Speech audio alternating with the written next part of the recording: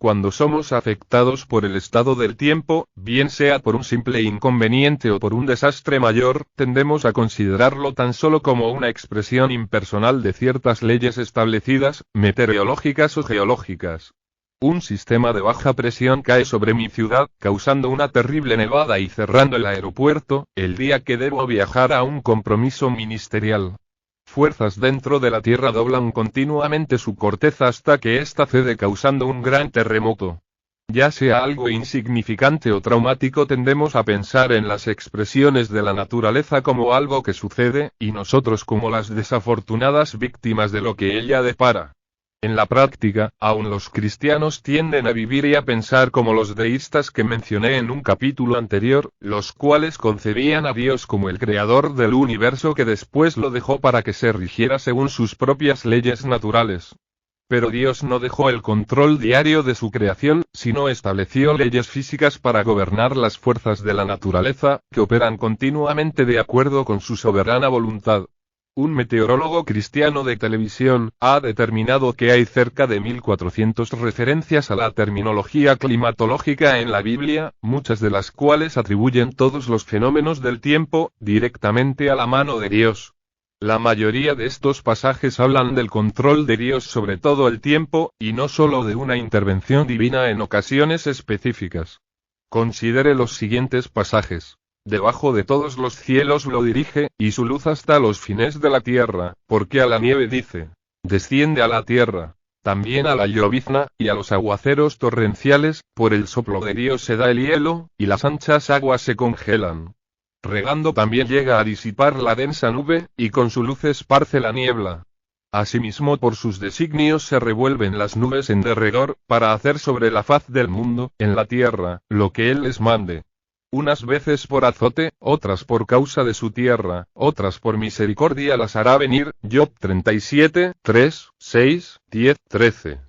Él es quien cubre de nubes los cielos, el que prepara la lluvia para la tierra, el que hace a los montes producir hierba, da la nieve como lana, y derrama la escarcha como ceniza. Echa su hielo como pedazos. Ante su frío, ¿quién resistirá?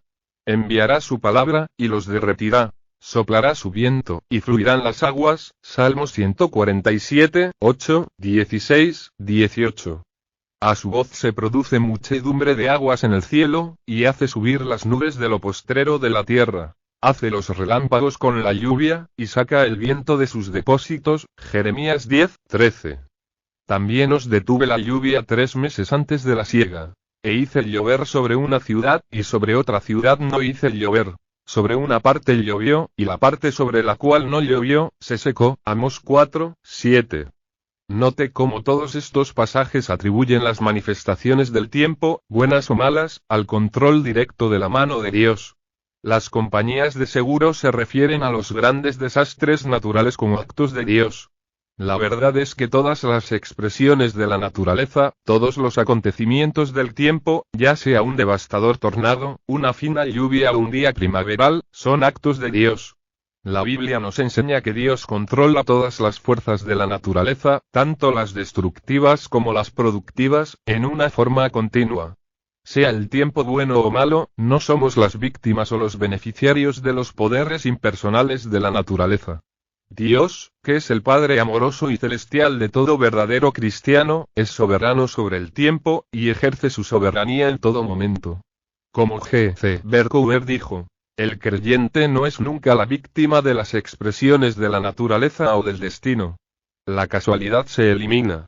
Quejándose o dando gracias. Quejarse por el estado del tiempo parece ser uno de los pasatiempos favoritos de la gente. Tristemente los creyentes con frecuencia caemos en este pecaminoso hábito. Pero cuando nos quejamos al respecto, en realidad, lo hacemos contra Dios quien lo hizo, y por consiguiente, pecamos contra Él. Ver Números 11, 1. No solo pecamos contra Dios cuando nos quejamos por el estado del tiempo, sino que también nos privamos de la paz que viene al reconocer que nuestro Padre Celestial lo controla.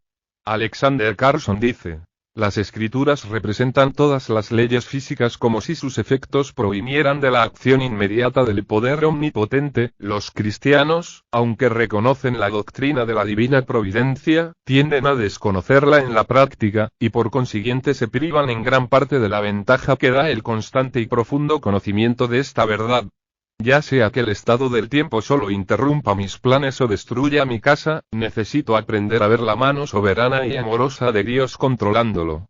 El hecho es que, para muchos de nosotros, el tiempo y los efectos de la naturaleza son por lo general favorables. El tornado, la sequía y hasta la nevada que retrasa nuestro vuelo, son la excepción, no la regla. Tendemos a recordar el mal tiempo y a dar por hecho el bueno. Sin embargo, cuando Jesús habló acerca del tiempo, lo hizo refiriéndose a la bondad de Dios, para que seáis hijos de vuestro Padre que está en los cielos, que hace salir su sol sobre malos o buenos, y que hace llover sobre justos e injustos. Mateo 5:45. Aunque Dios algunas veces usa el tiempo, y otras manifestaciones de la naturaleza, como un instrumento de juicio, Amos 4:7-9, lo hace con frecuencia más que todo como una expresión de su gracia provisora para su creación. Tanto el creyente como el que no lo es, se benefician del clima que Dios por su gracia nos da y, de acuerdo con Jesús, este no es solo el resultado de ciertas leyes inexorables y fijas. Dios controla esas leyes, hace que el sol brille, y envía la lluvia. Dios ha establecido ciertas leyes físicas para el funcionamiento de su universo. Sin embargo, estas operan momento a momento de acuerdo a su directa voluntad.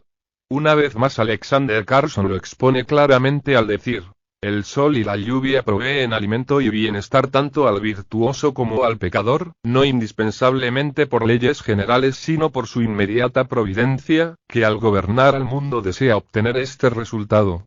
Como cristianos no debemos quejarnos del clima, sino aprender a dar gracias por este. Dios nuestro Padre Celestial nos envía cada día lo que Él considera más conveniente para toda su creación. Desastres naturales. ¿Qué pasa con los desastres naturales que con frecuencia ocurren en varias partes del mundo? Muchos cristianos sensibles luchan contra los innumerables desastres naturales de gran magnitud alrededor del mundo. Un terremoto en algún lugar, una hambruna en otro, tifones y sequías en otros. Miles de personas muertas y otras agonizando lentamente por el hambre. Regiones enteras devastadas, cosechas arruinadas, y hogares destruidos.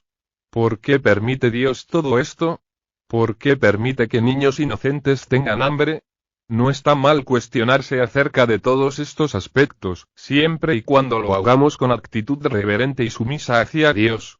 En efecto, el dejar de cuestionar acerca de estas grandes tragedias, podría indicar una falta de compasión de nuestra parte hacia los demás. Sin embargo, debemos tener cuidado de ni siquiera en pensamiento bajar a Dios de su trono de absoluta soberanía, y llevarlo al estrado de nuestros juicios.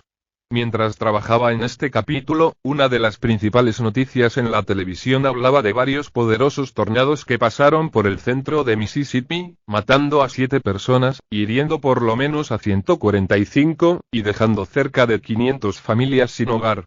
Mientras veía las escenas de la gente buscando entre los escombros de sus casas, mi corazón estaba con ellos. Pensé dentro de mí: muchas de estas personas sin duda son creyentes, ¿qué les podría decir acerca de la soberanía de Dios sobre la naturaleza? ¿Creo yo realmente en un momento como este? ¿No sería más fácil aceptar únicamente la afirmación del rabino Kushner de que es simplemente un acto de la naturaleza? Una naturaleza moralmente ciega que se agita con violencia siguiendo sus propias leyes. ¿Por qué involucrar a Dios en un caos y sufrimiento como este? Pero Dios interviene en estos eventos, como lo dice en Isaías 45:7. Que formo la luz y creo las tinieblas, que hago la paz y creo la adversidad. Yo Jehová soy el que hago todo esto. Dios mismo acepta la responsabilidad, por así decir, sobre los desastres, y hoy más que aceptar la responsabilidad, la reclama. En efecto, Él dice: yo y solamente yo tengo el poder y la autoridad de traer tanto la prosperidad como la adversidad, el bienestar y la aflicción, el bien y el mal. Esta es una verdad difícil de aceptar cuando usted ve a la gente buscando entre los escombros lo que fueron sus hogares o, peor aún, si usted es uno de ellos. Pero como dijo el fallecido Edward J. Jones sobre Isaías 45:7, nosotros no ganamos nada al tratar de minimizar la fuerza de este versículo. Debemos dejar que la Biblia diga lo que tiene que decir, no lo que creemos que debería decir. Obviamente, no entendemos por qué Dios crea un desastre o por qué hace que suceda en una ciudad y no en otra. También reconocemos que así como envía su sol y lluvia tanto a los justos como a los injustos, también envía a los dos el tornado, el huracán o el terremoto. Tenemos amigos y compañeros miembros del grupo de los navegantes que estaban en la Ciudad de México en 1985 durante el terremoto. La soberanía de Dios sobre la naturaleza no significa que los cristianos nunca se encuentren en las tragedias o desastres naturales, pues la experiencia y la observación nos demuestran claramente todo lo contrario. La soberanía de Dios sobre la naturaleza significa que lo que suframos por el clima u otras fuerzas de ello, enfermedades en las plantas o plagas en nuestras cosechas, todos los sucesos están bajo el vigilante, soberano y absoluto control de nuestro Dios. Aflicciones físicas. La enfermedad y las aflicciones físicas son otra área en la cual nos cuestionamos acerca de Dios.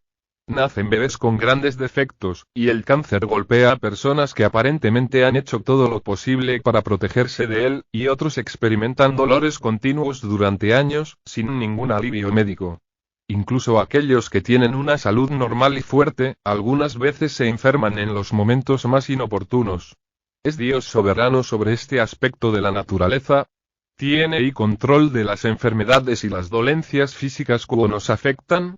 Cuando Dios llamó a Moisés para que sacara a los israelitas de Egipto, este discutió su ineptitud argumentando ser lento para hablar. La respuesta de Dios es muy instructiva para nosotros en este aspecto de aflicción física, porque Él dijo: ¿Quién dio la boca al hombre? ¿O quién hizo al mudo y al sordo, al que ve y al ciego? ¿No soy yo Jehová? Ex 4:11. Notemos que aquí Dios atribuye específicamente a su acción las aflicciones físicas de sordera, mudez y ceguera, las cuales no son solo el producto de genes defectuosos o de accidentes de nacimiento. Estas cosas pueden en efecto ser las causas inmediatas, pero detrás de ellas se encuentra el propósito soberano de Dios. El Dr. Donald Grey Barnhouse, uno de los grandes maestros de la Biblia de mediados del siglo XX, dijo una vez: no hay persona ciega o sorda en este mundo que Dios no haya planeado que lo fuera. Si no lo cree, tiene un Dios extraño con un universo que se ha salido de su dirección y que no puede controlar. Cuando Jesús encontró a un hombre ciego de nacimiento, sus discípulos le preguntaron: Rabí, ¿quién pecó, este o sus padres, para que haya nacido ciego? Juan 9:2. Jesús respondió: no es que pecó este, ni sus padres, sino para que las obras de Dios se manifiesten en él. 3. Jesús no dijo que la causa de la ceguera de este hombre fuese solamente un defecto de nacimiento, sino que sucedió en el plan de Dios, para que él pudiese ser glorificado. Dios tenía el control de la ceguera de aquel hombre. Este Dios es el Dios de la sordera, de la mudez y la ceguera. También es el Dios del cáncer, la artritis, el síndrome de Down y todas las demás aflicciones que tenemos nosotros o nuestros seres queridos. Ninguna de estas circunstancias simplemente sucedieron, sino que todas hacen parte del deseo soberano de Dios. Tal afirmación nos lleva directamente al problema del dolor y del sufrimiento. ¿Por qué un Dios soberano que nos ama nos causa dolor y aflicción? La respuesta a esta pregunta está más allá del alcance de este libro. Brevemente, creemos que toda la creación está sujeta a la frustración causada por el pecado de Adán, Ro. 8:20. Así que podemos decir que la causa principal de todo dolor y sufrimiento debe buscarse en la caída. Las heridas y el dolor de Dios no son arbitrarios o caprichosos, sino su respuesta decidida al pecado del hombre. Su soberanía que sujeta toda la creación a la frustración, aún rige sobre el dolor. Todas las leyes de la genética y la enfermedad están bajo su control, como lo están las leyes de la meteorología. Mi propósito no es tratar teológicamente los problemas del dolor, sino ayudarnos a tratarlos al nivel de la fe y seguridad en Dios. Lo primero que tenemos que hacer para confiar en Dios es determinar si Él tiene el control, si es soberano del área física de nuestras vidas. Si no lo es, si las enfermedades y aflicciones simplemente ocurren, entonces, es claro que no hay bases para confiar en Él. Pero si es soberano en esta área, entonces tenemos que confiar en él sin entender todos los aspectos teológicos involucrados en el problema del dolor. Esterilidad. Otra área de conflicto, cuando confiamos en Dios, es la de la esterilidad. Muchas parejas oran durante años para tener hijos, sin ningún resultado. Sin embargo, aquí una vez más la Biblia afirma de manera insistente que Dios tiene el control. De Ana se dijo que el Señor no le había concedido tener hijos 1:5, mientras le dio hijos a Lea, Génesis 29:31. Sara, la esposa de Abraham, dijo: Jehová me ha hecho estéril, Génesis 16:2. El ángel del Señor le dijo a la madre de Sansón antes de su nacimiento: He aquí que tú eres estéril, y nunca has tenido hijos, pero vas a concebir y tendrás un hijo, Jueces 13:3. El ángel del Señor también le dijo a Zacarías: Tu oración ha sido oída, y tu mujer Elizabeth te dará a luz un hijo, Lucas 1:13. Todos estos pasajes de las Escrituras nos enseñan que Dios controla la concepción de los niños. En efecto, el Salmo 139:13 va un paso más allá cuando dice: Tú, Jehová, me hiciste en el vientre de mi madre. Es decir, que Dios no solo controla la concepción, sino que también supervisa la formación del pequeño en el vientre de su madre. Dios verdaderamente ejerce un control soberano y amoroso sobre todas las obras de su creación, incluyendo lo concerniente a nuestros cuerpos físicos. ¿Cómo podemos entonces confiar en Dios en medio del dolor, la aflicción, la enfermedad, el dolor de la esterilidad o de un niño que nace con un grave defecto físico? Si Él tiene el control, ¿por qué permite que sucedan estas cosas? En el primer capítulo dije que con el fin de confiar en Dios en la adversidad debemos creer que es soberano absoluto, perfecto en amor e infinito en sabiduría. Todavía no hemos estudiado el amor y la sabiduría de Dios, pero por ahora solo consideraremos un pasaje de las Escrituras. Porque el Señor no desecha para siempre. Antes se aflige, también se compadece según la multitud de sus misericordias. Porque no aflige ni entristece voluntariamente a los hijos de los hombres. Lamentaciones 3:31-33. Dios no desea causarnos aflicción o dolor, y no se deleita al causarnos sufrimiento o pena en el corazón. Él siempre tiene un propósito para traer o permitir que el dolor llegue a nuestras vidas. La mayoría de veces no conocemos ese propósito, pero es suficiente saber que su infinita sabiduría y amor perfecto han determinado que el dolor particular es lo mejor para nosotros. Dios nunca desperdicia el sufrimiento, sino que lo usa para lograr su propósito, el cual es su gloria y nuestro bien.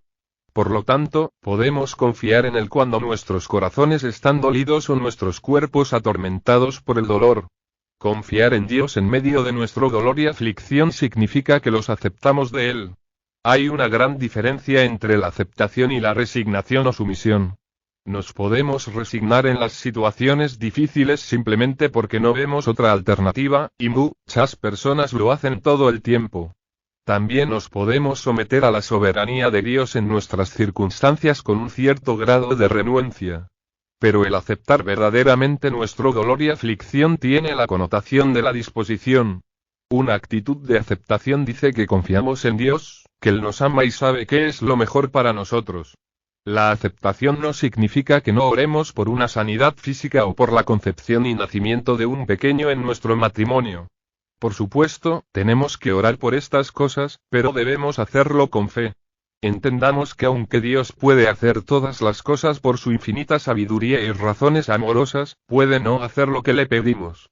¿Cómo sabemos cuánto tiempo debemos orar?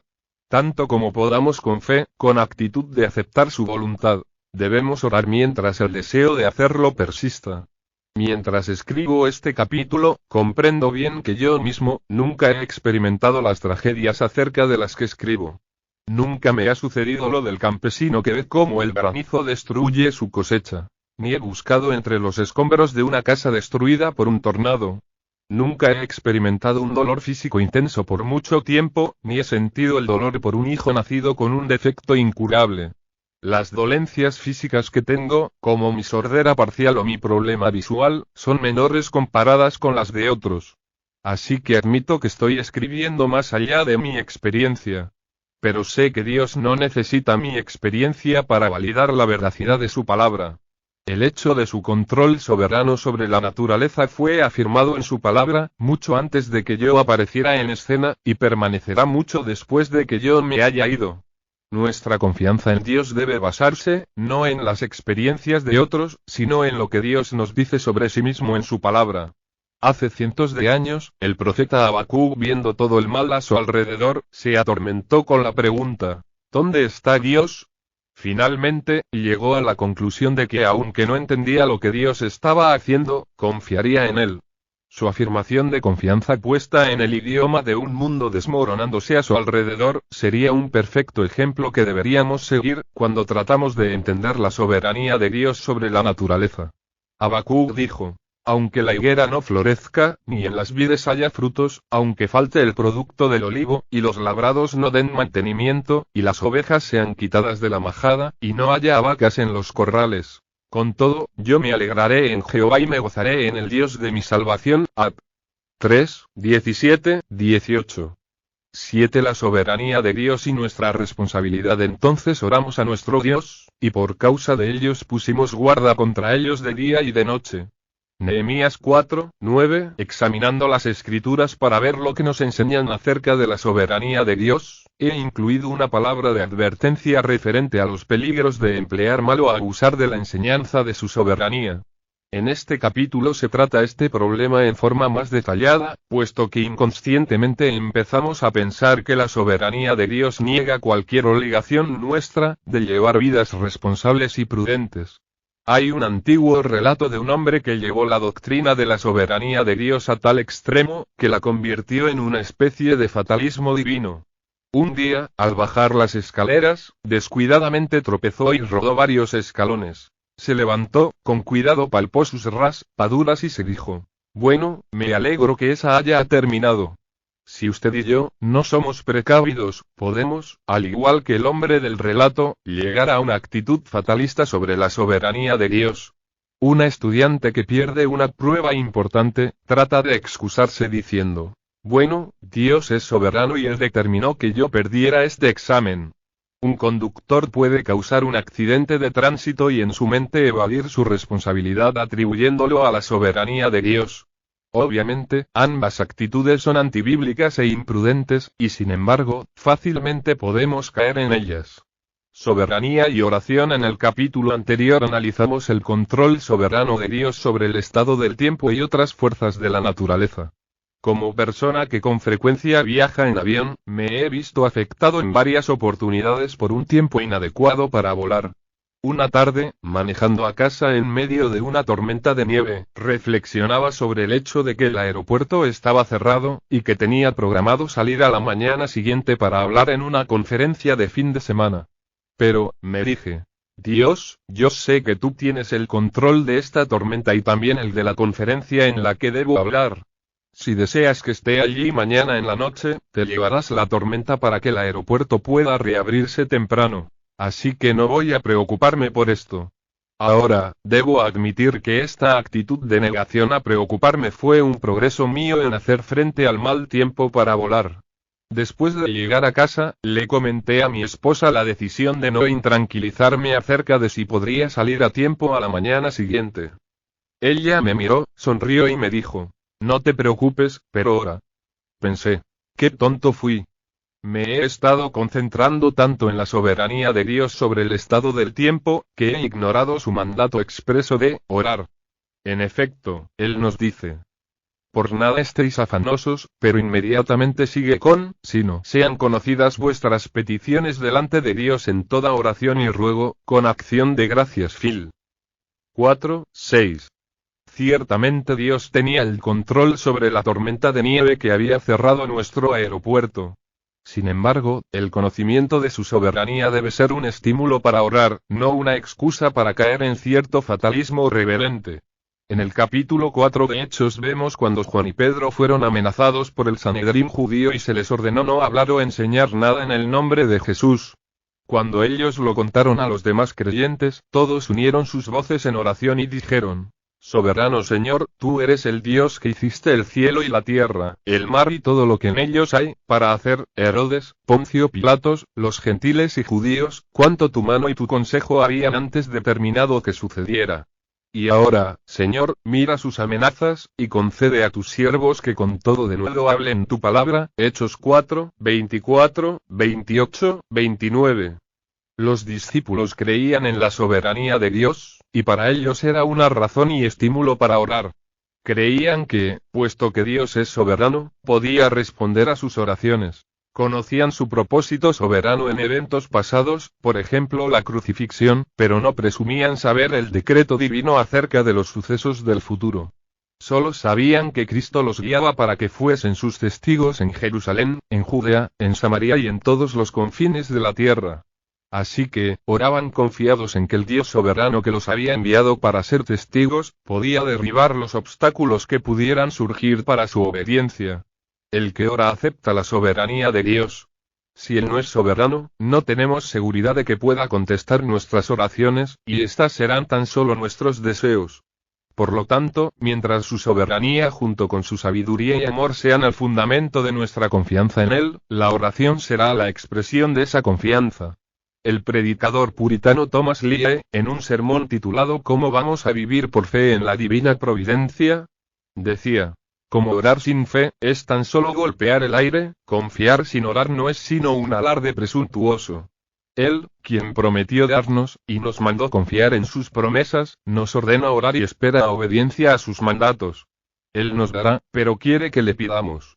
El apóstol Pablo, cuando estaba preso en Roma, escribió a su amigo Filemón: prepárame también alojamiento, porque espero que por vuestras oraciones os seré concedido. Filemón 22. Él no pretendía conocer la voluntad secreta de Dios, sino que esperaba serle concedido. Él no dijo, seré concedido, pero sabía que Dios en su soberanía podía hacerlo, así que pidió a Filemón que orara. La oración era la expresión de su confianza en la soberanía de Dios. John Flavel fue otro predicador puritano y escritor prolífico, 6 tomos de colección de obras. Escribió un tratado clásico llamado El misterio de la providencia, publicado por primera vez en 1678. Es conveniente notar que Flavel comienza su tratado sobre la soberana providencia de Dios con un discurso del Salmo 57, 2: clamaré al Dios Altísimo, al Dios que me favorece. Lo mismo, nos dice Flavel, porque Dios es soberano, debemos orar. La soberanía de Dios no niega nuestra obligación para hacerlo, sino que permite que oremos con confianza. Así como la soberanía de Dios no deja de lado la responsabilidad de orar, tampoco niega nuestra obligación de actuar prudentemente, lo que, en este contexto, indica usar todos los medios bíblicos legítimos que están a nuestra disposición, para evitar hacernos daño a nosotros mismos o a otros, haciendo lo que creemos que es lo correcto. Un ejemplo del uso de los medios apropiados para evitar el daño se ve en la vida de David, que evadía continuamente a Saúl, quien estaba decidido a matarlo. David ya había sido ungido para sucederlo como rey, 1 16, 13, y como lo hemos visto en el Salmo 57, 2, confiaba en que Dios llevaría a cabo su propósito para con él, pero aún así tomó todas las precauciones para no ser asesinado por Saúl. Él no presumió de la soberanía de Dios, sino que actuó en forma prudente confiando en la bendición de Él sobre sus esfuerzos. En la vida de Pablo vemos una ilustración del actuar prudente para el buen resultado de los eventos. El relato involucra el viaje de Pablo a Roma y el naufragio del barco en la isla de Malta, tal como aparece registrado en Hechos 27. Después de varios días de lucha contra la fuerza huracanada de una tormenta, y cuando todos habían perdido la esperanza de salvarse, Pablo se paró delante de ellos y dijo: pero ahora os exhorto a tener buen ánimo, pues no habrá ninguna pérdida de vida entre vosotros, sino solamente de la nave. Porque esta noche ha estado conmigo el ángel del Dios de quien soy y a quien sirvo, diciendo: Pablo, no temas.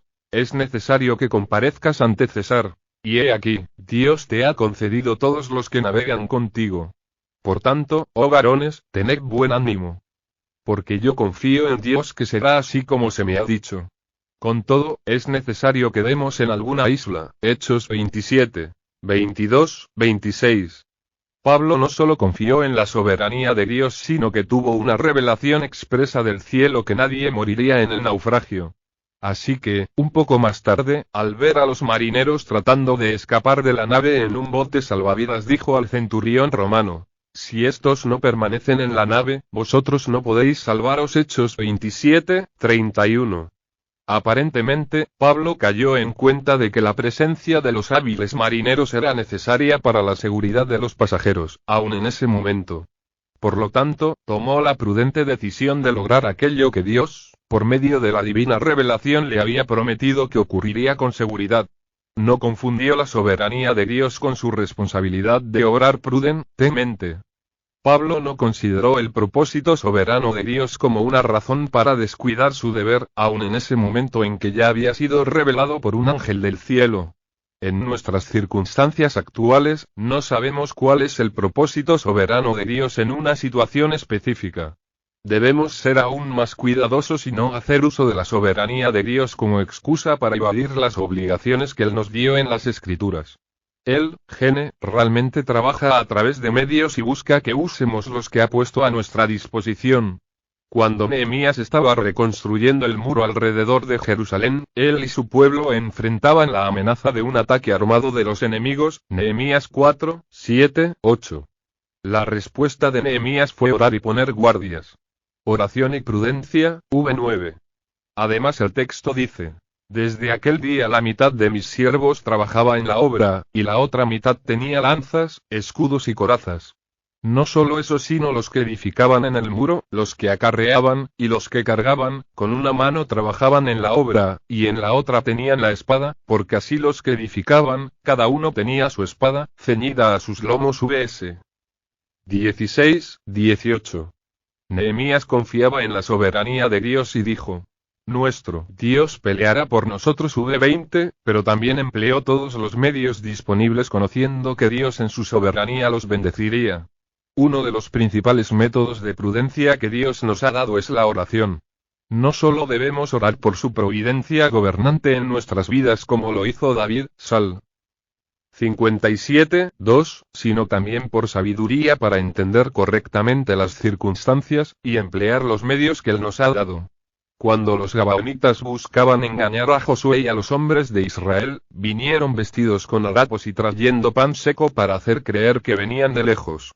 La Escritura dice: y los hombres de Israel tomaron de las provisiones de ellos, y no consultaron a Jehová. Josué 9, 14. Como resultado fueron engañados haciendo un trato con ellos cuando debían haberlos destruido. No fueron prudentes porque no oraron pidiendo a Dios sabiduría y discernimiento para entender la situación.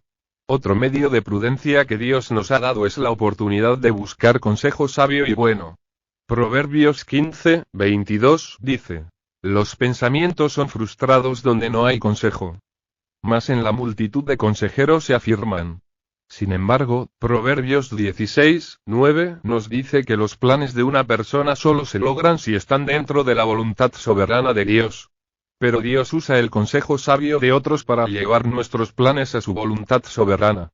Una vez más, no debemos confundir la obligación, que en este caso, es buscar un consejo sabio, con la voluntad soberana de Dios. Oración y prudencia. Anteriormente, me refería al uso de la oración, a la prudencia de Nehemías, y a la forma en que empleó la oración. Entonces oramos a nuestro Dios, y por causa de ellos pusimos guarda contra ellos de día y de noche. Nehemías 4, 9. La oración es el reconocimiento de la soberanía de Dios y de nuestra dependencia de su actuar para nuestro bienestar. La prudencia es reconocer nuestra responsabilidad para poder emplear todos los medios legítimos, los cuales no podemos separar. Esto lo vemos bellamente ilustrado en el siguiente pasaje de las Escrituras. Los hijos de Rubén y de Gad, y la media tribu de Manasés, hombres valientes, hombres que traían escudo y espada, que empezaban arco, y diestros en la guerra, eran 44.760 que salían a batalla. Estos tuvieron guerra contra los agarenos, y Getur, Nafis y Nodab. Y fueron ayudados contra ellos, y los agarenos y todos los que con ellos estaban se rindieron en sus manos. Porque clamaron a Dios en la guerra, y les fue favorable, porque esperaron en él. 1 Crónicas 5, 18, 20. Los guerreros descritos en este pasaje eran corpulentos, bien entrenados y prudentes. Habían tomado todas las precauciones para poder pelear cuando lo necesitaran, pero no confiaron en sus habilidades y entrenamiento, sino que pidieron a Dios, quien respondió sus oraciones, e intervino soberanamente, dándoles la victoria, y destruyendo a sus enemigos. Todos nuestros planes, esfuerzos y prudencia son inútiles a menos que Dios los haga prosperar. El Salmo 127:1 dice: Si Jehová no edificare la casa, en vano trabajan los que la edifican. Si Jehová no guardare la ciudad, en vano vela la guardia. En ese pasaje está el concepto de los esfuerzos ofensivos y defensivos, tanto de la construcción para el progreso, como del cuidado contra la destrucción. En cierta forma, este versículo resume todas nuestras responsabilidades en la vida. Bien sea en lo físico, mental o espiritual. Siempre debemos estar edificando y vigilando. El Salmo 127:1 dice que ninguno de estos esfuerzos prosperará, a menos que Dios intervenga en ellos. Observe lo enérgicamente que el salmista describió la necesidad de la intervención de Dios en nuestros esfuerzos. Él no dijo: a menos que Dios bendiga o ayude a los constructores y a los guardianes, sus esfuerzos serán en vano, sino que más bien habló de que Dios mismo estaba construyendo la casa y vigilando la ciudad. Al mismo tiempo, por supuesto, no hay ninguna sugerencia en el texto de que Dios reemplace a los constructores y a los guardianes. Esto significa obviamente, que en todo aspecto dependemos de Dios, quien permite que prosperemos en nuestros esfuerzos. Debemos depender de Dios para que haga por nosotros lo que no podemos hacer por nosotros mismos. De igual manera, debemos depender de Él con el fin de que nos capacite para hacer lo que debemos hacer por nosotros mismos. El granjero debe tener todas sus destrezas, experiencia, técnica y recursos para producir una cosecha. Las fuerzas de la naturaleza como la humedad, los insectos y el sol están, como ya lo hemos visto, bajo el control directo y soberano de Dios. El granjero depende del control de Dios sobre la naturaleza para que su cultivo crezca. Sin embargo, depende igualmente de Dios, para que le permita arar, plantar, fertilizar y cultivar correctamente. De dónde obtuvo sus destrezas y habilidades para lograr con su experiencia, los recursos financieros para la adquisición del equipo y los fertilizantes. ¿De dónde viene su fuerza física para cumplir con sus deberes? ¿No provienen todas estas cosas de Dios, quien da a todos vida y aliento y todas las cosas? Hechos 17:25. En todos los aspectos dependemos completamente de Dios. Hay tiempos en los que podemos no hacer nada, y otros en los que debemos trabajar. En los dos eventos estamos igualmente sujetos a Dios. Cuando los israelitas estaban en el desierto, dependían conscientemente de Dios, tanto para la comida como para el agua. Moisés les dijo: y te afligió y te hizo tener hambre, y te sustentó con maná, para hacerte saber que no solo de pan vivirá el hombre, mas de todo lo que sale de la boca de Jehová vivirá el hombre. Deuteronomio 8:3. Los israelitas tuvieron que aprender que no podían simplemente extraer de sus reservas alimenticias para comer, cada vez que lo desearan, y Dios los redujo a una consciente dependencia de su provisión diaria. Llegaría el día, sin embargo, cuando estarían en una tierra en la cual no comerás el pan con escasez, ni te faltará nada en ella. Deuteronomio 8:9. Luego Moisés les advirtió que no confiaran en sus propias habilidades de granjeros, diciéndose a sí mismos: mi poder y la fuerza de mi mano me han traído esta riqueza. Por el contrario, les previno: acuérdate de Jehová tu Dios, porque Él te da el poder para hacer las riquezas. Deuteronomio 8:17-18. A veces, Dios nos reduce a una dependencia total, consciente de Él. Un ser querido está gravemente enfermo, más allá de la experiencia y habilidad de la ciencia médica. El desempleo ha llegado a tal punto que la alacena está vacía y no hay perspectivas de trabajo a corto plazo. En esos momentos, estamos listos para reconocer nuestra dependencia y clamamos pidiendo a Dios su intervención. Sin embargo, somos igualmente dependientes de Dios cuando el médico diagnostica una enfermedad pasajera y prescribe el medicamento adecuado, o cuando tenemos un salario fijo y podemos cubrir todas nuestras necesidades materiales. En ambos casos somos responsables, pues la Biblia nunca nos permite usar nuestra dependencia absoluta de Dios como una excusa para la indolencia. Eclesiastés 10:18 dice: por la pereza se cae la techumbre, y por la flojedad de las manos se llueve la casa. Y de nuevo, el perezoso no hará a causa del invierno. Pedirá pues en la siega, y no hallará. Proverbios 20:4. Somos totalmente dependientes de Dios, pero al mismo tiempo, responsables de usar diligentemente cualquier medio apropiado para lograr lo deseado. El hombre de nuestro relato al principio del capítulo, tenía que ser más cuidadoso al bajar las escaleras. Debió poner atención al aviso de favor usar la baranda. No puede echarle la culpa de su caída al fatalismo divino, como tampoco pueden hacerlo la estudiante que perdió su examen, el trabajador que por falta de diligencia perdió su empleo, o el que se enferma debido a malos hábitos alimenticios. Nuestro deber se encuentra en la voluntad revelada de Dios en las Escrituras, y la confianza debe estar en su voluntad soberana, puesto que Él trabaja en las circunstancias de nuestra vida para su gloria y nuestro bien. No hay dificultad entre confiar en Dios y aceptar nuestra responsabilidad. Thomas Lee, el predicador puritano citado anteriormente en este capítulo, dijo: la confianza usa esos medios al tiempo que Dios prescribe para conducirnos hacia su objetivo señalado. Los instrumentos de Dios deben ser usados, así como deben esperarse sus bendiciones. Alexander Carson hizo una observación similar cuando dijo: entendamos, que así como Dios prometió protegernos y proveernos, es a través de los medios de su elección, vigilancia, prudencia y diligencia, que debemos buscar esas bendiciones. Nuestras fallas y la soberanía de Dios. Hemos visto que la soberanía de Dios no deja de lado nuestra obligación de actuar responsable y prudentemente en todas las ocasiones. Pero, ¿qué del otro aspecto de la pregunta? Fallar en nuestra obligación de obrar prudentemente, frustra los planes soberanos de Dios. Las Escrituras nunca indican que Él sea frustrado de manera alguna porque nosotros fallemos en actuar como deberíamos. En su infinita sabiduría, el plan soberano de Dios incluye nuestros fracasos y nuestros pecados. Cuando Mardoqueo le solicitó a la reina Esther interceder ante el rey Jerjes por el bienestar de los judíos, ella lo evadió con la explicación de que al entrar en la presencia del rey estaría bajo amenaza de muerte. Esther 4:10-11. Sin embargo, Mardoqueo le respondió: porque si callas absolutamente en este tiempo, respiro y liberación vendrá de alguna otra parte para los judíos, mas tú y la casa de tu padre pereceréis. ¿Y quién sabe si para esta hora has llegado al reino? Esther 4:14.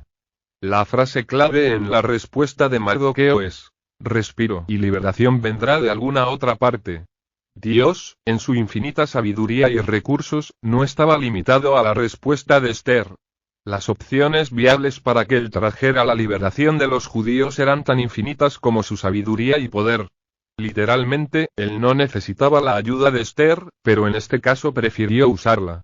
El argumento final que Mardoqueo le dio a Esther: ¿y quién sabe si para esta hora has llegado al reino? Asume que Dios utiliza a las personas y los medios para cumplir su propósito soberano. Como eventos posteriores lo prueban, Dios, en efecto, había exaltado a Esther para cumplir su propósito, pero igualmente podía haber llamado a alguien más o empleado un medio diferente. Dios, con frecuencia, trabaja a través de eventos comunes, en oposición a los milagros, y de las actuaciones voluntarias de las personas. Sin embargo, Él siempre proporciona los procedimientos necesarios y los dirige por medio de su invisible mano. Él es soberano y no puede ser frustrado por nuestras fallas al actuar o por nuestras acciones, las cuales en sí mismas son pecaminosas. Sin embargo, debemos recordar siempre que Dios aún nos hace responsables por todos los pecados que use para cumplir su propósito. Al concluir estos estudios sobre la soberanía de Dios y poner nuestra atención en su sabiduría y amor, necesitamos tener en cuenta una vez más, que no hay conflicto en la Biblia entre su poder y nuestra responsabilidad. Ambos conceptos se enseñan con igual fuerza, y nunca se intenta reconciliarlos. Cumpliendo nuestra obligación, dejémoslos juntos, como se nos revela en las Escrituras, y confiando en Dios para que lleve a cabo su propósito soberanamente en y por medio de nosotros. 8. La sabiduría de Dios o profundidad de las riquezas de la sabiduría y de la ciencia de Dios. Cuán insondables son sus juicios, e inescrutables sus caminos. Romanos 11:33 a las 9:15 am, justo después de que los niños se habían preparado para empezar su primera lección en la mañana del 21 de octubre de 1966, un extremo sobrante de South Wales, una mina de carbón, cayó sobre la tranquila comunidad minera de Aberfan. De todas las tragedias desconsoladoras de ese día, ninguna fue peor que el destino de la Junior School de la aldea. El lodo negro se deslizó por la ladera entrando a los salones. Incapaces de escapar, murieron 5 profesores y 109 niños.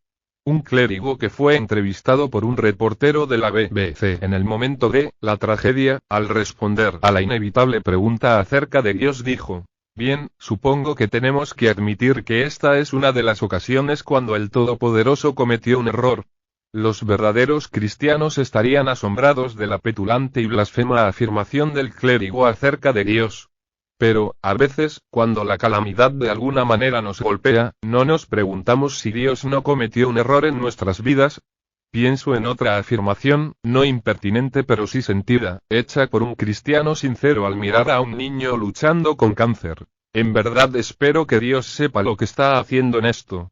Cualquier persona que haya sufrido una adversidad muy profunda probablemente se puede identificar con las dudas con las que esta persona luchaba. Cuando nos detenemos a pensar en esto, creemos sinceramente que Dios no comete errores en nuestras vidas, en las aldeas de South Wales o en cualquier otra parte. Dios sabe lo que está haciendo. Él es infinito en su sabiduría, y siempre sabe lo que más nos conviene y la mejor forma de hacer que se produzca ese resultado. La sabiduría con frecuencia se define como el buen juicio, la habilidad de desarrollar el mejor curso de acción o la mejor respuesta a una situación determinada. Todos reconocemos que la sabiduría humana, por grande que sea, es engañosa. Los hombres o mujeres más sabios sencillamente no tienen todos los hechos de una situación y pueden predecir con certeza los resultados de ese curso de acción.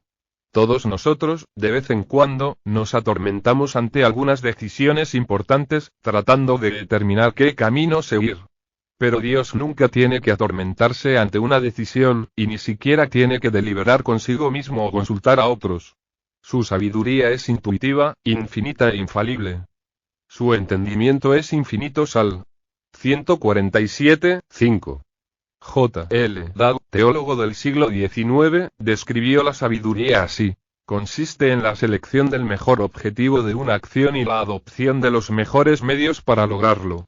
Luego dijo: Dios es infinitamente sabio, porque escoge el mejor objetivo de una acción, y porque adopta los mejores medios posibles para el logro de ese fin. El mejor objetivo de todas las acciones de Dios es su gloria. Es decir, que todo lo que Él hace o permite en toda su creación finalmente servirá a su gloria. Como dice John Piper en su libro The Sealing Up, el principal fin de Dios es glorificarlo y disfrutarlo para siempre. Uno solo tiene que hojear el Nuevo Testamento mirando pasajes con la palabra gloria para estar de acuerdo con John Piper en que el fin principal de Dios es su gloria. Solo para principiantes, ver Juan 15, 8. Romanos 1, 21. 11, 36. 1 Corintios 10, 31. F. 1, 12 minutos, 14 segundos. Apocalipsis 4, 11. 5, 13. 15, 4. Todo lo que se incluye en el concepto de la gloria de Dios es un misterio que no podemos comprender plenamente.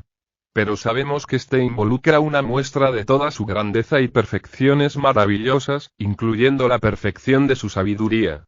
Belleza de entre las cenizas al observar eventos trágicos, o más particularmente, cuando nosotros mismos experimentamos la adversidad, con frecuencia nos inclinamos a preguntarle a Dios: ¿por qué? La razón por la cual preguntamos es que no vemos ningún posible bien para nosotros o gloria para Él, que pueda venir de esa circunstancia adversa que ha llegado a nosotros o a nuestros seres queridos. Pero, cuando Dios ocasiona el bien en la calamidad, no es su sabiduría, es decir, su gloria, más eminentemente demostrada que en la bendición. El conocimiento del jugador de ajedrez sobresale más cuando le gana a un oponente experimentado que a un novato. La experiencia del general se destaca más al derrotar un ejército superior, que al someter a uno inferior. La sabiduría de Dios sobresale cuando trae bien para nosotros y gloria para Él en la confusión y calamidad, más que en momentos agradables. No hay duda de que el pueblo de Dios vive en un mundo hostil. Tenemos un enemigo, el diablo, quien como león rugiente, anda alrededor buscando a quien devorar. 1 P 5, 8. Os ha pedido para zarandearos como a trigo, como hizo a Pedro. Le. 22, 31. O nos hace maldecir a Dios como intentó hacer con Job. Dios no nos libra de las enfermedades, dolor y desilusión de este mundo pecador. Pero puede tomar todos estos elementos, tanto los buenos como los malos, y hacer total uso de cada uno. Como alguien dijo hace años, una sabiduría inferior a la divina se sentiría movida a prohibir, evitar o rechazar el trabajo de estos planes diabólicos.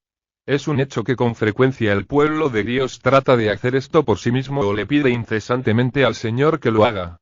Por eso es que muchas veces las oraciones parecen permanecer sin respuesta. Porque estamos siendo manejados por una sabiduría que es perfecta, que puede lograr lo que pretende tomando el control de las cosas y las personas que están destinadas para el mal y las hace trabajar en conjunto para bien.